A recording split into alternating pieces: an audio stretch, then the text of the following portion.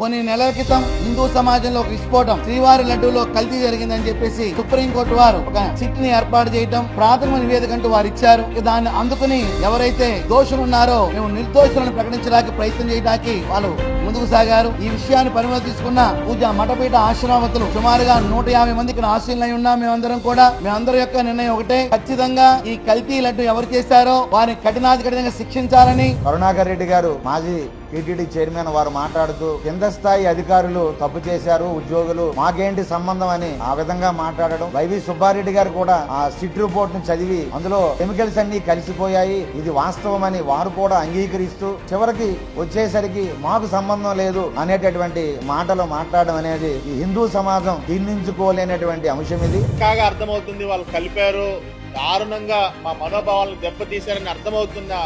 ఎందుకు ఇంకా వీక్షిస్తుంది మాకు అర్థం కావట్లేదు. వ్రతం చేసి 24 గంటలు ఏమీ తినకుండా ఉండి ద్వాదశి రోజు తిరుపతి ప్రసాదం తీసుకుంటే బ్రేక్ చేసినట్టుగా అనిపిస్తుంది మాకు.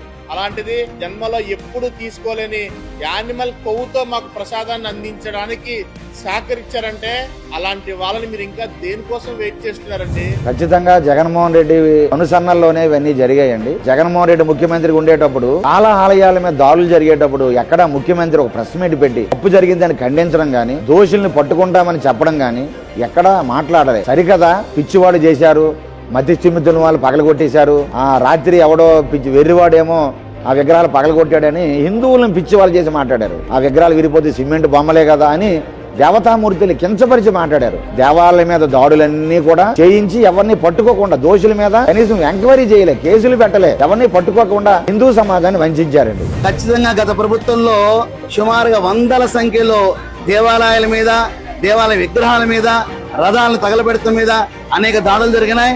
ప్రతి ఒక్కసారి కూడా మధ్యస్థం లేదు అని చెప్పేసి ఒక టైటిల్ ఇచ్చి పక్కకి పంపించి ఏర్పాటు చేశారు. దీంట్లో పూర్తిగా జగన్ రెడ్డి గారి యొక్క హస్తం అని చెప్పి మేము నమ్ముతున్నాం.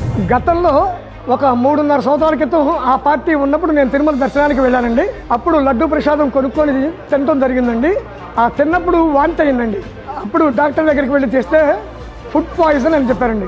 నేను తిన్నది లడ్డు ఒకటండి పొద్దున్న నుంచి, ఇంకేం తెలియదంటే అప్పుడు ఆ లడ్డే పాయిజన్ గా మీకు మారిందండి అని చెప్పినప్పుడు అక్కడ ఉద్యోగస్తులు కొంతమంది వచ్చి నన్ను కిందకి పంపించారండి బలవంతంగా. కలియుగ వైకుంఠ వరదుడు, వైకుంఠ వాసుడు, ఆ లడ్డూ ప్రసాదంలోనే జరగకూడని పాపం జరిగిందండి, కల్తీ జరిగింది. కిందసారి కార్యక్రమాల్లో రథాలు తగలడిపోయినాయి, గుళ్ళల్లో విగ్రహాలు నరికేశారు, విజయవాడ అమ్మవారి గుడిలో రథాలు పోయినాయి. ఏమని చెప్పారు? రథాలు తగలబడిపోయిందనుకో మత్స్యమితం లేకుండా చేశామన్నారు. విగ్రహాలు నరికేదంటే ఎవరు చేసిన దానికి మాకు బాధ్యతలు ఏంటని అంటున్నారు. అట్లాగే లడ్డు కల్తీ చేసిన దానిలో వాళ్లే ఒప్పుకొని మా కింద స్థాయి వాళ్ళు కలిపారు కాబట్టి మాకేం సంబంధం అండి అని అన్నారు. కాకపోతే ప్రతిదీ కూడా వైసీపీ నాయకులందరూ కూడా ఏది జరిగినా కూడా కప్పిపుచ్చుకునేందుకు ఏదో ఒక డ్రామా ఆడి ఇది జరగలేదు.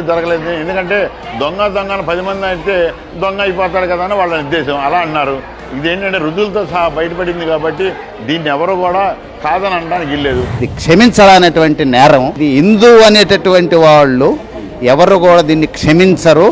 కాబట్టి ఆ ఏడుకొండల వెంకటేశ్వర స్వామి శిక్ష వేస్తాడు. ధర్మనాశనం ఎవడి వల్ల కాదండి. జగన్ రెడ్డి కావచ్చు, వాడి అబ్బ కావచ్చు, వాడి తాత కావచ్చు, వారు నిజంగా వెనక్కి తిరిగి చూసుకుంటే వాళ్ళ మూలాలు నా హిందుత్వంలో ఉన్నాయండి.